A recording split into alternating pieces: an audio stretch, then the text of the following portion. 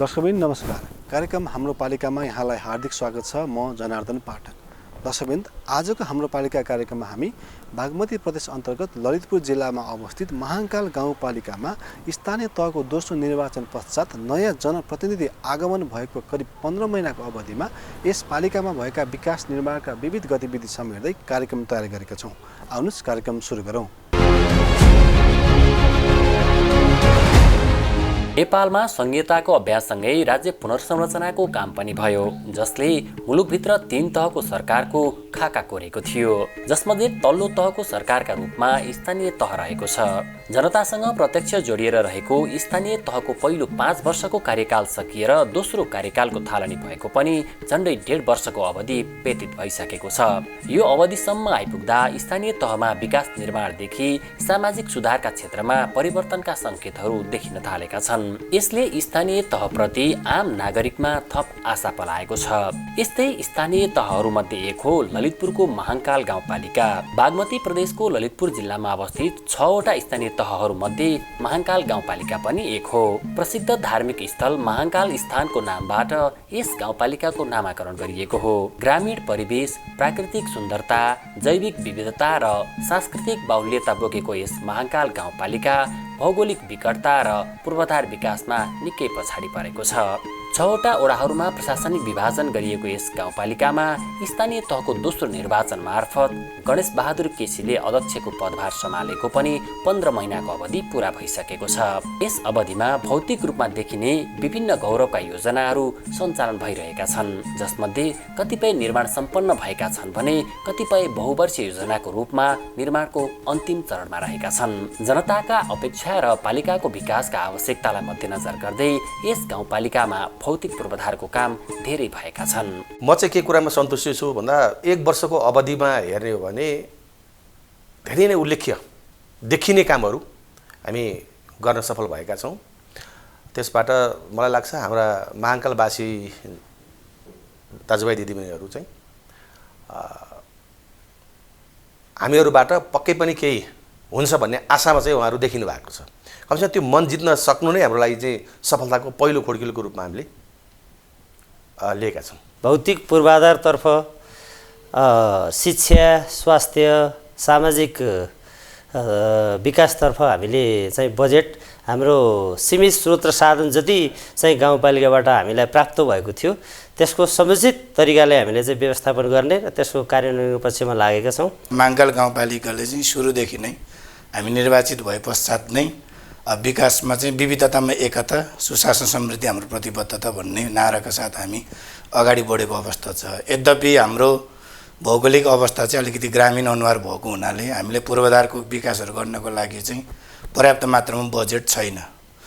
अब हाम्रो आन्तरिक स्रोत पनि कम छ, तैपनि हामीले विनियोजित रकम मध्येबाट 62 लाख हाराहारमा चाहिँ हामीले प्रत्येक वडामा विनियोजित भएको रकमबाट अहिले हामीले प्रारम्भिक चरणमा 15 महिनाको अवस्थामा हेर्दाखेरि सन्तोषजनक कार्यक्रमहरू, सन्तोषजनक विकासका योजनाहरू हामीले गरेर आएका छौँ। गाउँपालिका कार्यालय अगाडि रहेको बैतरनी खोलाको विभिन्न ठाउँमा कल्भर्ट निर्माण गरिएको छ। गाउँपालिकाका प्रत्येक वडामा जोड्ने सडक निर्माण गरिएको छ। यस्तै वडाका हरेक बस्ती र विभिन्न धार्मिक तथा पर्यटकीय स्थलहरूमा पुग्नका लागि मोटर बाटोको निर्माण गरिएको छ।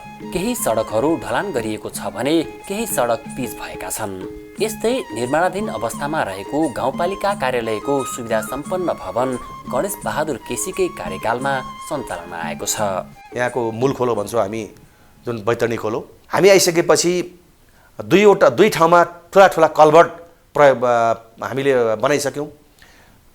त्यो कल्भर्टको कारणले गर्दाखेरि अहिले वारिपारी गर्न अत्यन्तै सहज भएको छ। त्यसको अलावा जुन पर्यटकीय स्थल कालेश्वर जाने बाटोमा हामीले 2 ठाउँमा अत्यन्तै गाह्रो ठाउँहरूमा ढलान गर्न सफल भयौँ। त्यस्तै तपाईँको गढीको कुरा अघि मैले गरिहालेँ, जहाँ ऐतिहासिक गढीमा पुग्नको लागि मोटर बाटो थिएन।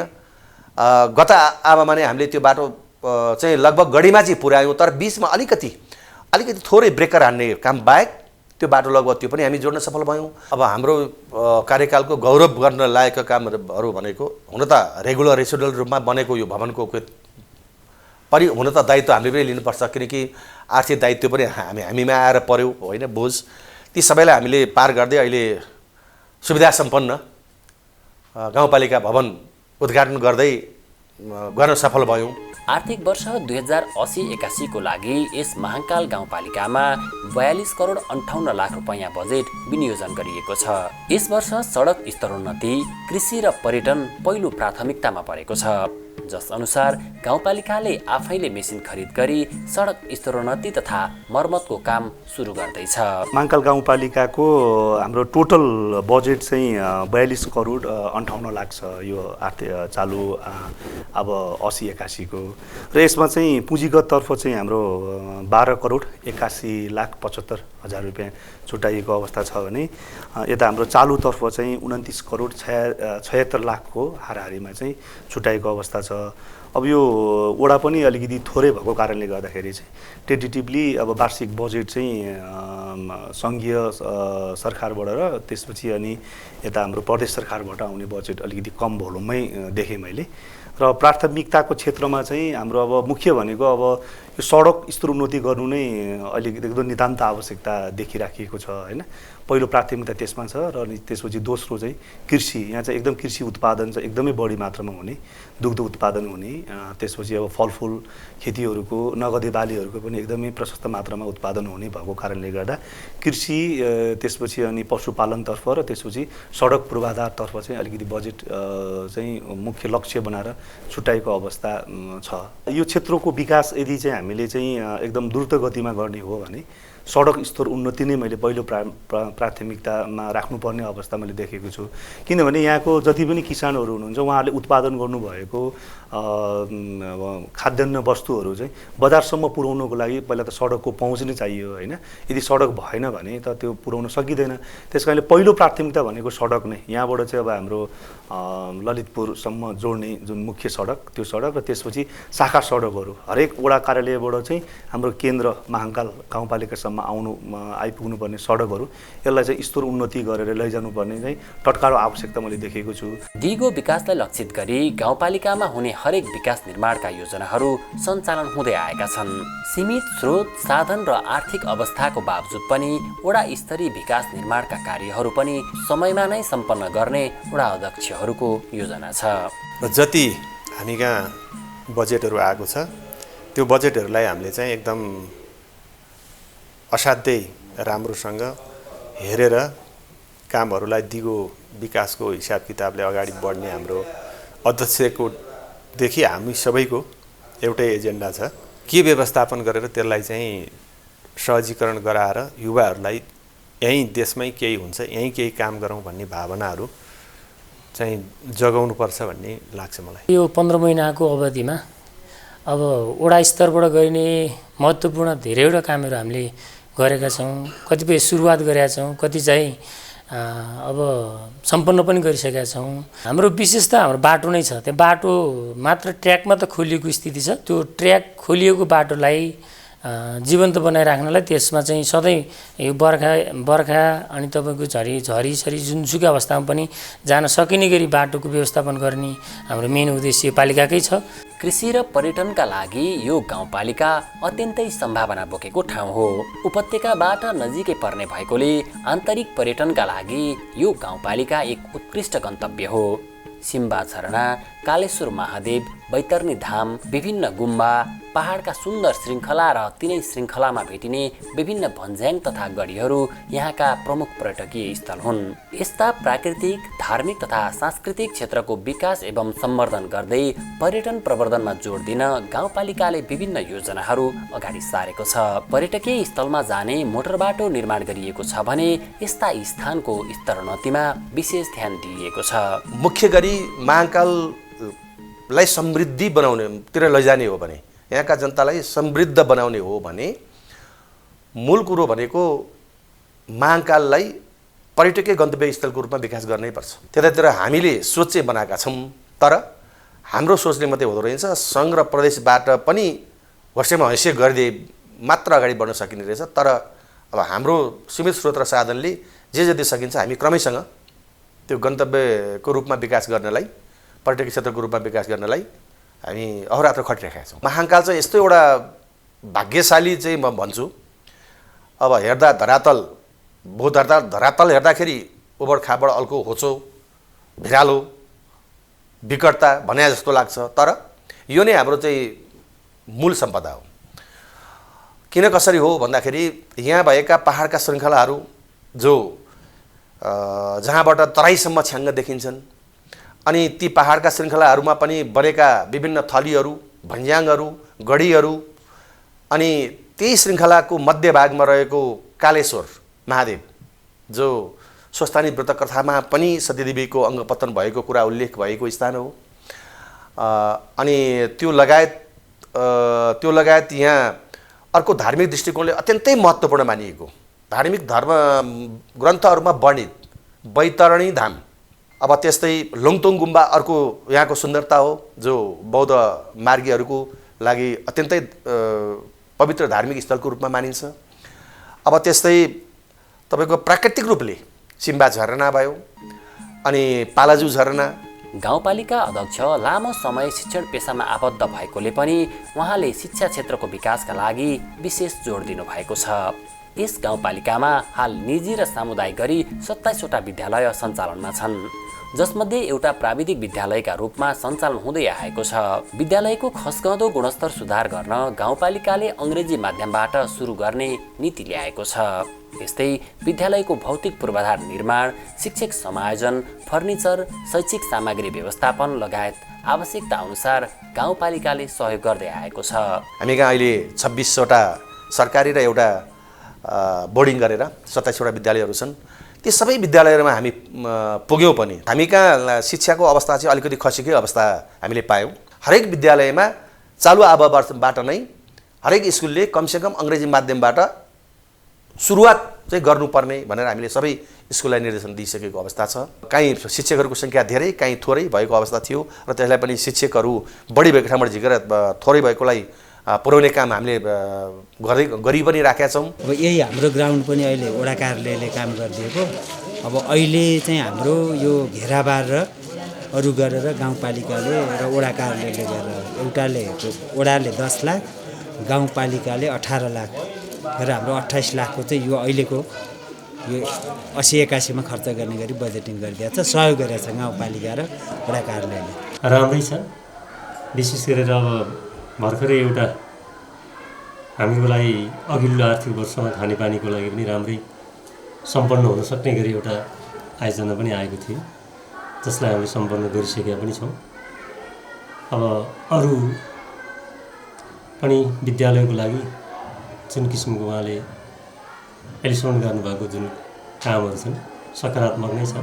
यस गाउँपालिकाको प्रत्येक वडामा स्वास्थ्य चौकी सञ्चालनमा छन्, जसका कारण प्रत्येक स्वास्थ्य चौकीबाट नागरिकहरूले गुणस्तरीय र सहज रूपमा स्वास्थ्य सेवा लिन पाएका छन्।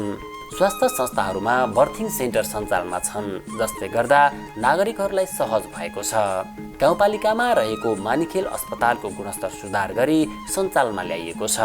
अब महाङ्काल गाउँपालिकामा नेपाल सरकारको नीतिअनुसार हरेक गाविस एउटा स्वास्थ्य चौकी भन्ने जुन हिजो यो पुरानै नारा हो, त्यो नारा अनुसारको हाम्रो हरेक वडामा एक-एकवटा स्वास्थ्य चौकी छँदैछ। महाङ्काल गाउँपालिका चाहिँ मैले बुझेको, देखेको, जानेको विभिन्न क्षेत्रबाट हेर्दा स्वास्थ्यको अवस्था सबैभन्दा सुदृढ चाहिँ यहाँ देखेको छु, व्यवस्थित र सुदृढ छ। र सँगसँगै हामी कहाँ एउटा मानिखेल अस्पताल पनि सञ्चालनमा आएको छ। यहाँ एकदम पूर्ण सहयोग छ चाहिँ सबै। अब हाम्रो वडा अध्यक्ष नै स्वास्थ्य कर्मी भएको हुनाले हाम्रो उहाँले सोध्दै हामीले भनेको सबै समस्या बुझ्नुहुन्छ, त्यसको लागि चाहिँ उहाँलाई धेरै धन्यवाद दिन चाहन्छु र सबै सहयोग गरिरहनु भएको छ। राम्रो छ भनौँ न। जस्तै जे कुरा पनि हामी योभन्दा अगाडि चाहिँ हामी अलिकता देख्नु सक्नुहुन्छ हजुरले, पहिला हामी योबाट चाहिँ सञ्चालन गर्थ्यौँ, सेवा सञ्चालन गरेको थियौँ भने अहिले यस्तो त भौतिक संरचनाहरू पनि राम्रो छ, धेरै भइरहेछ भनेपछि सेवा सर्भिस साइटहरू पनि सबै कुराहरूमा चाहिँ राम्रो छ। र कोअर्डिनेसनको कुराहरूमा जे कोही पनि जस्तै हिजो पनि हामीले किन चाहिँ हाम्रो पानीको समस्या छ भनेपछि गाउँपालिकाबाट पाइप आइरहेछ भने त्यो कुरा हामी पानीको गरिरहेछौँ भनेपछि आवश्यक चिजहरू हामीलाई जे चाहिरहेछ त्यो कुराहरू चाहिँ हाम्रो पालिकाबाट अथवा वडाबाट पनि जे कुरा पनि सहयोग चाहिँ भइरहेछ। कृषि र पशुपालनका हिसाबले यस गाउँपालिका उत्कृष्ट मानिन्छ। महाङ्काल गाउँपालिकाको आर्थिक उपार्जनको मुख्य स्रोत नै कृषि र पशुपालन हो। गाउँपालिकाले कृषि उत्पादन र बजारीकरणमा सघाउन विभिन्न किसानमुखी योजना अगाडि सारेको छ। सहकारी मार्फत अनुदानमा आधारित रहेर सञ्चालनमा आएका यस्ता योजनाले किसानलाई ठूलो राहत पुगेको छ। यहाँका मान्छेहरूको मूल आय स्रोत भनेको पशुपालन नै हो। पशुपालनबाट झन्डै 30,000 लिटर भन्दा पनि बढी दुध उपत्यका निर्यात हुन्छ। काउलीहरू हुन्छ, बन्दा हुन्छ, काँक्रो हुन्छ। तपाईँको अहिलेको सिजनमा चाहिँ मकैभित्र चाहिँ काँक्रो हुन्छ, फर्सी हुन्छ। तपाईँको एउटै किसानले 3 लाख 4 लाख 6 लाखसम्मको चाहिँ काँक्रो बेचिरहेको हुन्छ। सहकारी रूपमा चाहिँ पशुपालनहरूलाई चाहिँ अगाडि बढाउनु पर्यो होइन। व्यक्तिगत फर्महरूबाट भन्दाखेरि पनि यसलाई चाहिँ चक्लाबन्दीको रूपमा चाहिँ विकास गरेर लिएर जान सकेको खण्डमा एकदमै राम्रो हुन्छ होइन। त्यसको लागि सहकारी मार्फत त्यसलाई चाहिँ सञ्चालन गर्नु पर्यो। अब दुग्ध उत्पादनका चिजहरूलाई पनि सहकारी मार्फत नै बिक्री वितरण गर्ने होइन। त्यसपछि त्यो सहकारीद्वारा चाहिँ परिचालन गर्न सकेको खण्डमा चाहिँ एकदमै राम्रो हुन्छ। एउटा इन्डिभिजुअल फर्महरू भन्दा पनि त्यसरी गर्ने र खेती प्रणाली गर्दाखेरि पनि अब चक्लाबन्दी रूपमा चाहिँ खेती प्रणालीलाई चाहिँ अगाडि बढाउन सक्यो भने एकदमै राम्रो हुन्छ। विशेष गरी हाम्रो यो कृषि क्षेत्र यहाँ चाहिँ सम्भावना बोकेको दुध र तरकारीको मेन आय स्रोत यहाँको किसानहरूको, त्यो किसानहरूका लागि चाहिँ हामीले पशु बिमाका कार्यहरूमा भयो। जस्तै अब यहाँकै थोरै कुरा लिएर प्रवर्धन गर्नुपर्छ भनेर थोरै कुरालाई चाहिँ बिमादेखि एआई फ्रीसम्मका कार्यहरू चाहिँ यो 15 महिनाको अवधिमा मेरो वडाबाट मैले गरेँ। खास म बेमौसमी गर्छु खेती भन्नाले। अब अरूले चाहिँ तोरी गहुँ केराउलाई नै फोकस गरे हुन्छ, म चाहिँ बजारलाई हेरेर बेमौसमी खेती गर्छु। आम्दानी चाहिँ अब यो समयअनुसार सिजनल हो। कहिलेकाहीँ बजारले भाउ पनि पाउँछ, कहिले पाउँदैन। अब प्राकृतिक हिसाबले सुसम्पन्न यस महाङ्काल गाउँपालिकामा प्रशस्त मात्रामा पानीको मुहान छ। 1-2 ठाउँ बाहेक खानेपानी तथा कृषि सिँचाइका लागि प्रशस्त मात्रामा पानीको पहुँच पुगेको छ। प्रत्येक घरमा खानेपानीको धारा पुगेका कारण आम नागरिकलाई सहज भएको छ। महाङ्काल गाउँपालिकामा खानेपानीको समस्या नभएको पनि होइन, छँदा पनि छैन भन्ने खालको कुरो चाहिँ मैले यहाँलाई अनुरोध गर्न चाहेँ। कस्तो भन्दाखेरि अधिकांशको घरमा नै पाइप चाहिँ पुगेकै छ।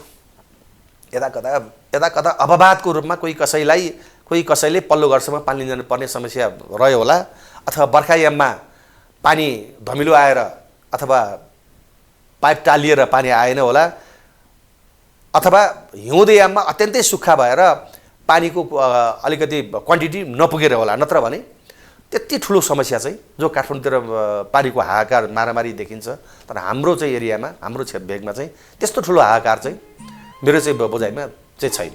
भौतिक पूर्वाधारसँगै यस महाङ्काल गाउँपालिकाले सामाजिक विकास, क्षमता विकास तथा लक्षित वर्गको आर्थिक र सामाजिक उत्थानका लागि विभिन्न कार्यक्रमहरू सञ्चालन गरेको छ।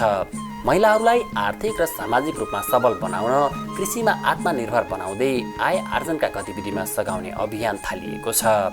यस्तै बालबालिका र वृद्धवृद्धाहरूका लागि पनि विभिन्न कार्यक्रमहरू लागू गरिएको छ। महिलालाई आफ्नो अधिकारहरू देखाउँदै गर्दाखेरि दायित्व पनि सिकाउनुपर्छ भन्ने मान्छे हो म चाहिँ। कृषिलाई जोड दिएर गयो भने त्यो समग्रमा महिला त्यहीँबाट उठ्छ जस्तो लाग्छ कि म चाहिँ प्रत्येक घरलाई कसरी छुने भन्ने विषयमा चाहिँ मनमा लागिरहेको हुन्छ। हामीले चाहिँ जितेर केही समय पछाडि चाहिँ ज्येष्ठ नागरिक कार्डहरू चाहिँ हामीले वडामा वितरण गऱ्यौँ। जस्तै अफाङ्ग कार्डहरू भए, अनि तपाईँको चाहिँ हामीले हेल्थ क्याम्पहरू पनि अब सम्बन्धित ठाउँहरूमा लाने कोसिस गऱ्यौँ। जनताका चाहना पूरा गर्न लागि पर्नुभएका गाउँपालिकाका अध्यक्ष गणेश बहादुर केसी आफूले जनताको सेवा गर्न पाएकोमा खुसी हुनुहुन्छ। समृद्ध महाङ्काल निर्माणका लागि गाउँपालिकावासीले होस्टेमा हैसे गर्दै विकास निर्माणका सम्पूर्ण काममा सहयोग गरिदिन उहाँले आग्रह गर्नुभएको छ। म सम्पूर्ण आदरणीय महाङ्काल गाउँपालिकाका आमा बुबा दाजुभाइ दिदीबहिनीहरू सबैलाई अनुरोध गर्न चाहन्छु कि तपाईँहरूको अमूल्य मतको विश्वासले आज हामी यो ठाउँमा छौँ। हामी हाम्रो दायित्वबाट नपन्चिकन अहोरात्र खटेर यहाँकै सेवा गरिराखेका छौँ। समृद्ध महाङ्काल बनाउने हाम्रो सपना छ, हाम्रो लक्ष्य छ।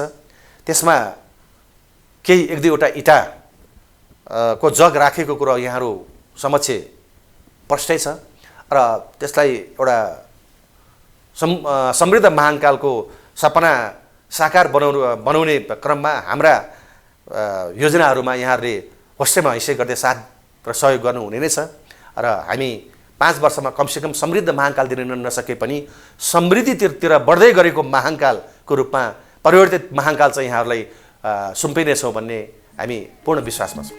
विविधतामा एकता, सुशासन र समृद्धि हाम्रो प्रतिबद्धता भन्ने मूल नारालाई सार्थकता दिन महाङ्काल गाउँपालिकाका जनप्रतिनिधि, कर्मचारी लगायत सिङ्गो गाउँपालिका सक्रियताका साथ लागि परेको छ। सुशासन, पारदर्शिता, जवाफदेहिता जस्ता विषयहरूलाई प्राथमिकता दिँदै उच्च कार्य सम्पादन गर्दै अगाडि बढिरहेको यस गाउँपालिकालाई जनउत्तरदायी पालिकाको रूपमा देख्न सकिन्छ। भौगोलिक विकटता, सीमित आर्थिक स्रोतका बावजुद विकास प्रेमी, अनुभवी र आम नागरिक बीच भिजेका प्रतिनिधि पाएको महाङ्काल गाउँपालिका र यहाँको नागरिकले प्रत्यक्ष रूपमा विकासको अनुभूति गर्न पाएका छन्। यस पालिकाले गरेका विभिन्न गतिविधि र नागरिकहरूलाई सरल र सहज रूपमा सेवा प्रवाह गरेकै कारण स्थानीयले राहतको अनुभूति गर्न पाएका छन्। नागरिक र पालिका बीचको सहकार्य र समन्वयले स्थानीय तहमा सकारात्मक परिवर्तन देखिन थालेका छन्। अनुभवी, शिक्षित र अधिकांश युवा जनप्रतिनिधि रहेको यो गाउँपालिका यस्ता परिवर्तनलाई दिगो र संस्थागत गरेर लैजान कटिबद्ध छ।